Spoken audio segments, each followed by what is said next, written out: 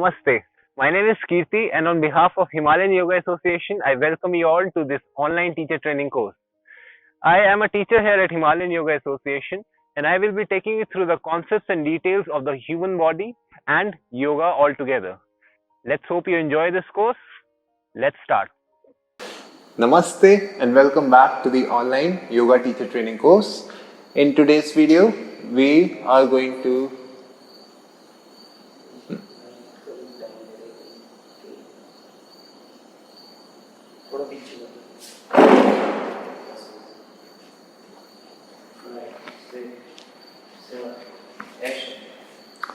Namaste and welcome back to the online yoga teacher training course. In today's video, we are going to discuss the circulatory system or the cardiovascular system. But before we go ahead and do that, we are going to chant the Gayatri Mantra like how we always do before the beginning of every class. So simply sit straight with your spine completely erect, roll your shoulders to the back, tilt your head back in line with the spine, activate any mudra using your hands, and finally close your eyes to observe your breath for a few moments. Surrender yourself to the observance of your breath and allow these few minutes to be the most private and personal moments that you spend with yourself. Allow yourself to immerse in the sensations of the breath instead of giving in to the thoughts that come into your mind.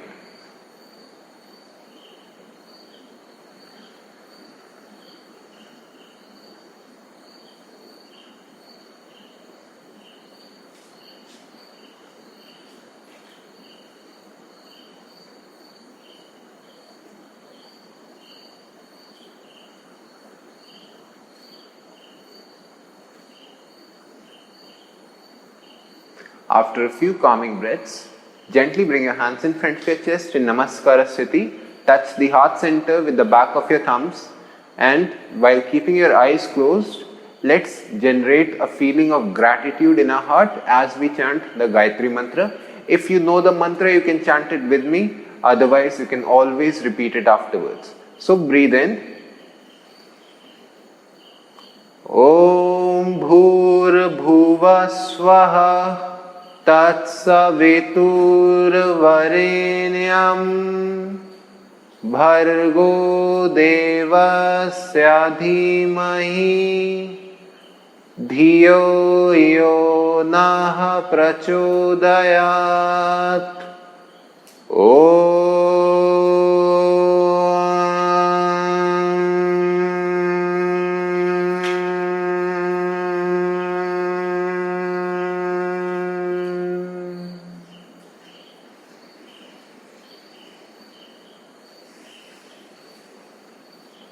Having absorbed the vibration and effect of the mantra, let's generate some energy between our hands by rubbing our palms against each other. Do not open your eyes still. And finally, once you feel the energy, you can transfer this energy to your eyes by covering them with your palms. Massage your face. And you can transfer this energy to any other part of your body, wherever you wish to transfer this energy to. Once again, before you open your eyes, fold your palms, bow down to the universal truth, and with a few blinks, come back, open your eyes. Welcome back. So, welcome back. The entire cardiovascular system or the circulatory system is basically the system which is responsible for connecting the entire human body or the various organ systems to each other. If we talk about the endocrine system, then the endocrine systems, the glands which are associated and form the endocrine system, they obviously release the chemicals, the hormones, whatever these glands they are supposed to release inside the bloodstream through which it travels inside the body, the blood being a portion of the circulatory system. If we talk about the nutrients, the energy that we procure from digesting the food that we eat, then it is also mixed up and released inside the bloodstream which travels inside the body, and that is all again a part of the cardiovascular system. If we talk about the oxygen that we procure from inhalations during the time of respiration, it is released inside the bloodstream, and it is the cardiovascular system which is responsible of transferring the oxygen to various cells inside the human body, traveling through the blood itself. So the cardiovascular system, of course, is one of the most vital aspects of human existence. There is so much going on when we talk about the cardiovascular system. The cardiovascular system can be broken down into three portions. One of them is the heart, which is the most important organ in a way inside the human body. Every organ is vital, every organ is important, but at the same time, I personally think that if the heart stops working, then that results in immediate death.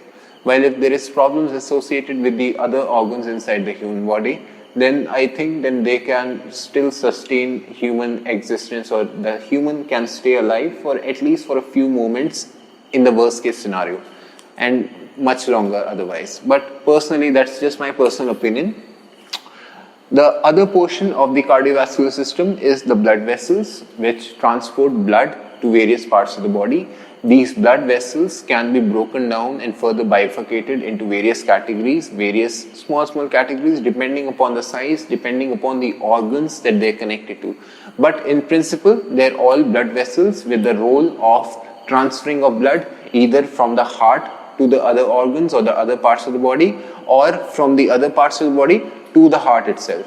They all are one way or the other considered as blood vessels. And lastly and most importantly, the most balancing factor in this case for the cardiovascular system is the blood itself. Let's talk about the heart first, and then I'm going to discuss the rest of these things with you. The heart is again a specialized unit in itself.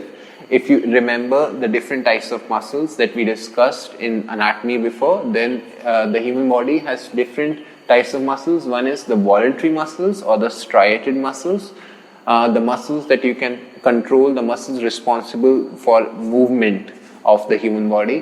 One is the involuntary muscles or the visceral muscles, the non-striated muscles, the muscles which are forming all the internal organs of the body. These are the muscles that you cannot control by simply thinking about them. They're not responsible for movement, but they're responsible for vital functioning of the various organs in the human body. And the other type of muscles inside the human body is the cardiac muscle. The cardiac muscle is the only muscle inside the heart, is basically the only place where the cardiac muscle is stored, or we can say that the heart is the only part of the human body which is made up of cardiac muscles.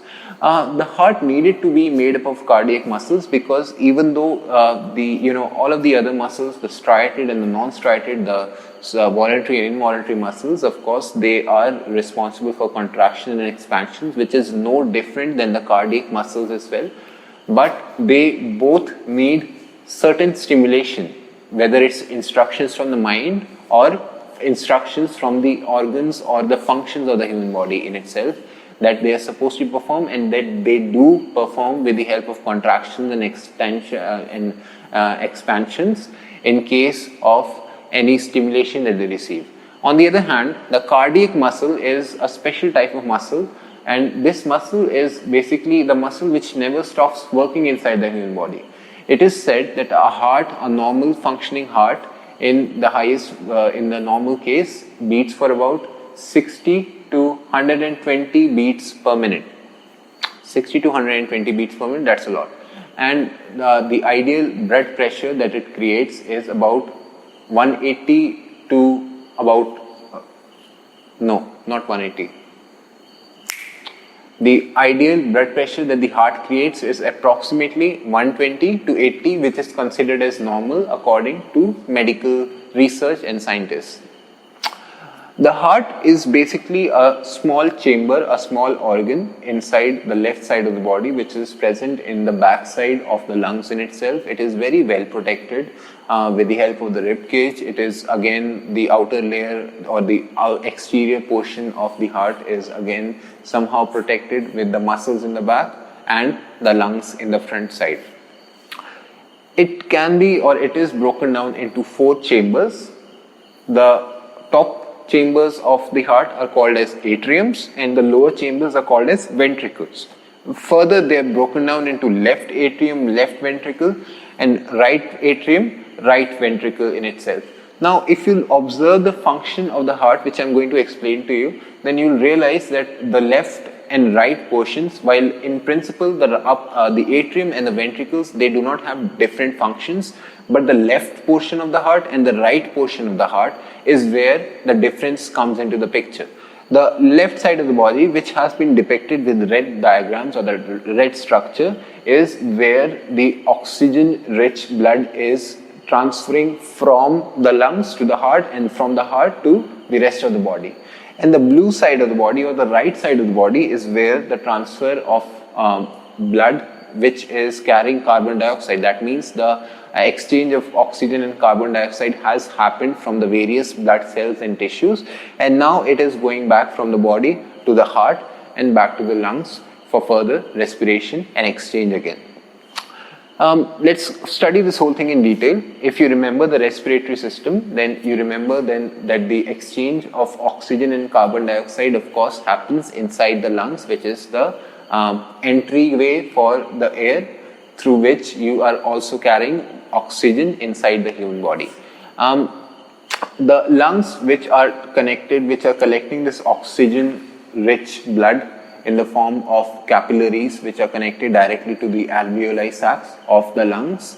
They are the smallest or the thinnest portion of the blood vessels inside the human body. This oxygen-rich blood is further branching out into a single pulmonary vein which is going directly inside the left atrium of the heart. The left atrium is the gateway through which oxygen-rich blood enters from the lungs. It circulates inside the left side of the body, that means it also touches the left ventricle of the human body, and from there on it moves down into this artery which you can see right here. The oxygen-rich blood is circulating and then moving further to reach down into the artery and then further transferring into the various veins, which are a comparatively thicker version of the capillaries in itself, and then branching out into the capillaries which are responsible for transferring this whole exchange of oxygen to the various cells and the various body tissues inside the human body. These capillaries are again responsible for collecting the carbon dioxide rich blood from the various tissues of the human body, wherever it was necessary. The oxygen, the whole process of metabolism is possible because of the presence of oxygen, and that is why oxygen is given so much importance. It just does not give us breath, it also gives us function.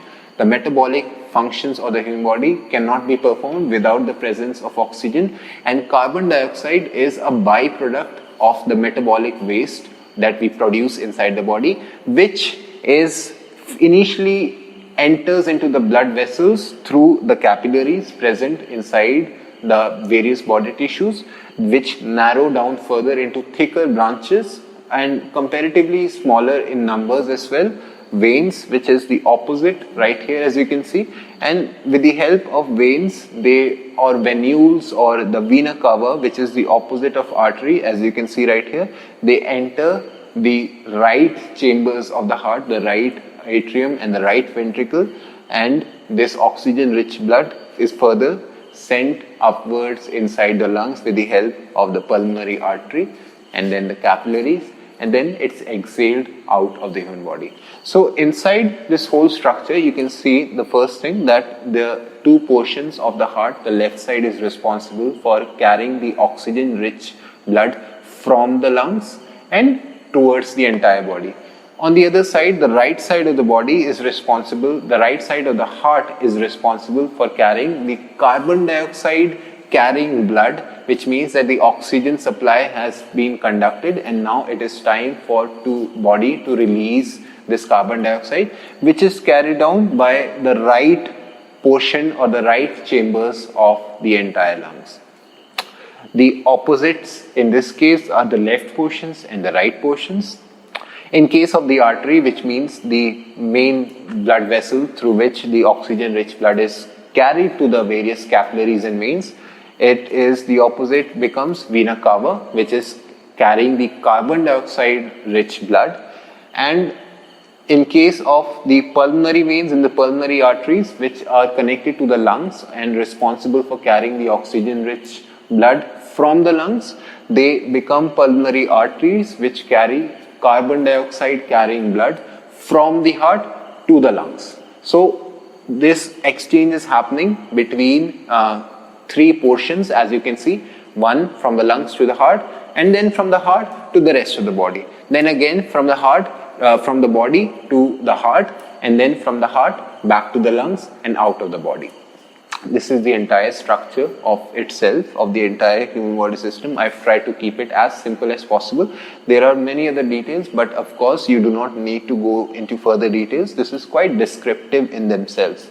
Now, as I've discussed with you the various blood vessels, the blood vessels are, as you can see, the capillaries, which is the most narrow, the thinnest portion, but they are more in numbers as compared to the veins or the arteries are present inside the human body. These are the smallest, thinnest structures of the entire cardiovascular system. They are first located inside, or they are first connected to the lungs, and the other location that they are connected to is the rest of the human tissues inside the human body.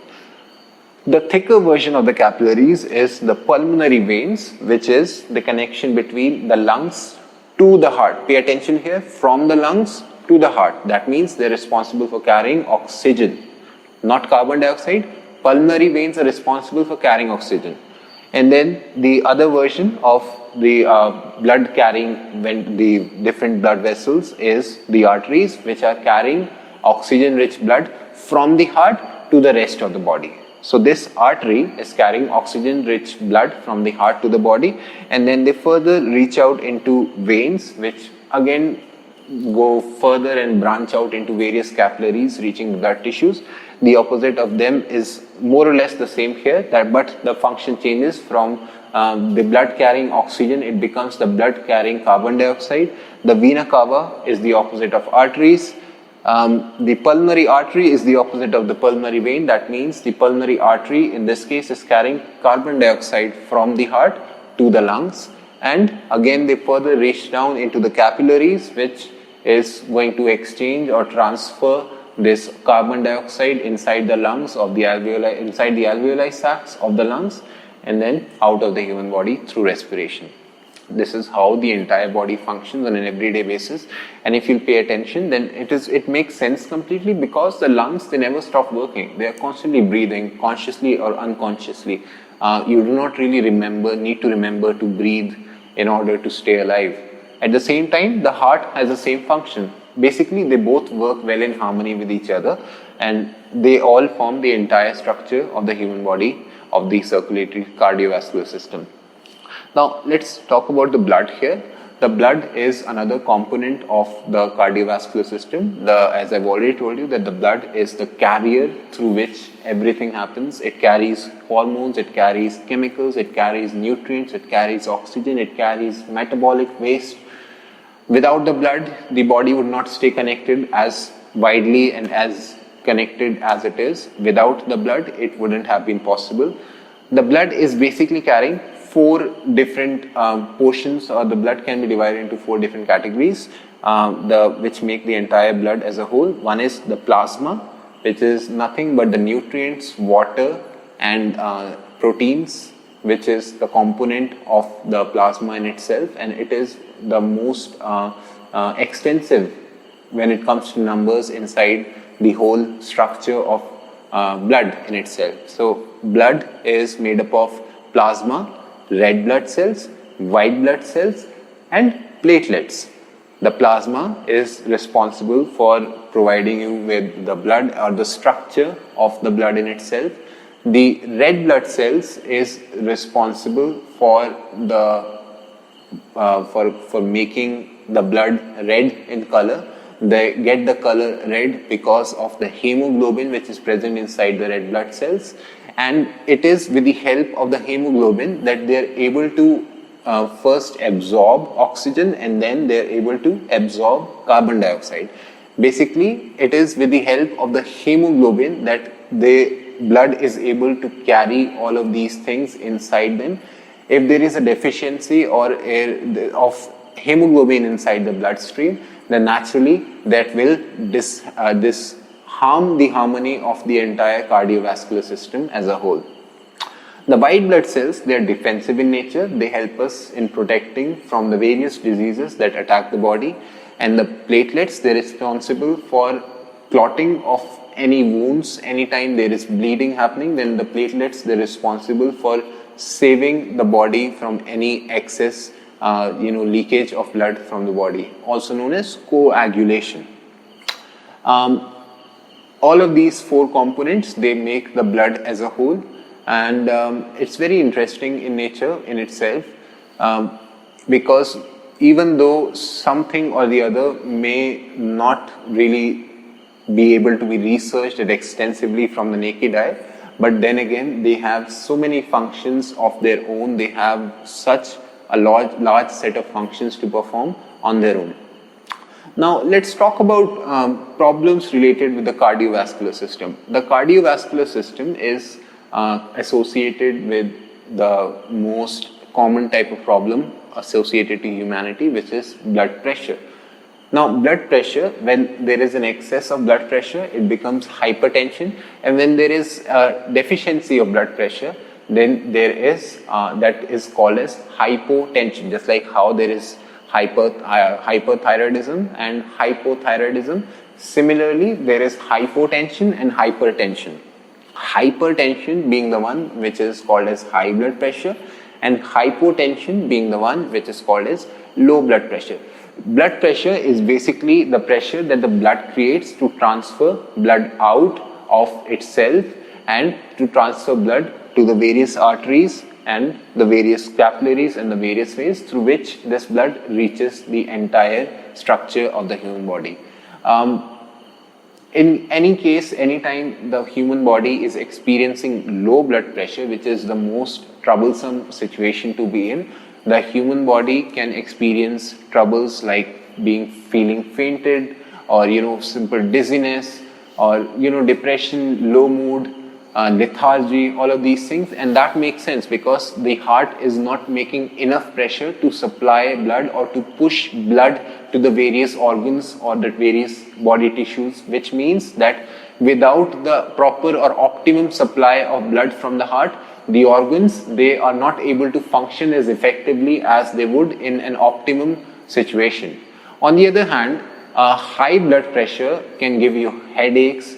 It can give you other troubles related like hyperactivity, anxiety. That means that the blood is excessively supplied or pushed outwards, and that is why it is supplying an excess of blood to the various organs, which is obviously making these different organs work harder than they are meant to, which is going to create more troubles inside the human body. Remember, the human body, and not just the human body, the entire universe works on the principle of balance. A balance wherein there is not enough excess and there is no deficiency either, something which is 50-50 somewhere in between. So that state is responsible for creating the whole condition of homeostasis inside the human body. Now, the blood pressure can be affected by various factors. One of the factors is age, of course. As you age, the blood pressure can fluctuate more easily as compared to when you were kids. The blood pressure is also can be faltered or altered with the help of physical activity. Depending on the kind of physical activity you're exposing your body to, it will obviously create all of these troubles. Diet in itself and stress. Stress is one of the major factors through which blood pressure can actually hamper and trouble the entire human body in itself. As I just told you, as you can make out from this diagram itself, how one organ is affecting the functioning of the other organ, and this is how it's all functioning inside the human body. So even though one particular organ may be malfunctioning, but it is somewhere and somehow, even if in a limited manner, is definitely going to affect the functioning of the other organs, which is a very bad condition to be in. Now, low blood pressure or hypotension can also result in strokes or heart attacks. Why? Because the blood is not supplying enough, or it is not receiving because of the contractions which are weaker in case of lower blood pressure. That means neither is the heart supplying enough blood, or neither is the heart pushing enough blood out of it, and it is not receiving blood completely to function effectively. Eventually, due to this condition, which becomes consistent if not taken care of, the heart starts losing its functionality, and at some point it is bound to give up, and it will result in a heart attack or a stroke. The other condition in case of blood pressure is that when there is an excess high blood pressure, in case of high blood pressure, the blood pressure, the various veins and the arteries, the blood vessels which are connected to the heart, these arteries and the Vena Cava specifically, let's talk about the artery here. In case of high blood pressure, the pressure which is being created from the heart, that means there is an excess, or the heart is pushing too much blood out of the heart. In that case, these arteries, they start developing plaques. Now plaques, basically they are responsible for creating more and more pressure. The arteries, they swell up in size due to the excess pressure at the same time, and eventually at certain stage, because when this situation becomes more consistent, these plaques which are formed by the collection of the blood inside these plaques in itself, that they burst and they explode, and because of that clotting happens inside these arteries. And when the clotting happens inside these arteries, there is obviously no transfer of blood happening inside or through the heart itself, and due to that it is not able to reach, or it is not able to supply blood to the various organs, due to which it loses its functionality. So high blood pressure is a trouble for the human body, low blood pressure is a problem for the human body, is a problem for the heart, and that is why it is said the body needs to stay in a state of balance. And that is something that you can control by controlling your stress levels, by controlling your diet, by controlling your physical activity, and most importantly, by controlling your rest rate. And that is something, rest is very, very important, because so give your body enough rest, eat right, keep moving, which is the most important thing for the functioning of the human body, and not just the heart. The other organs also can use a lot of movement, and that movement results in the form of stimulation for the various organ systems of the human body. And take much lesser stress. Please take lesser stress. Don't take life so seriously. I hope you found this whole video very informative. I hope you found it interesting. I will come see you again next time with something else to tell you about anatomy. Until then, thank you and namaste.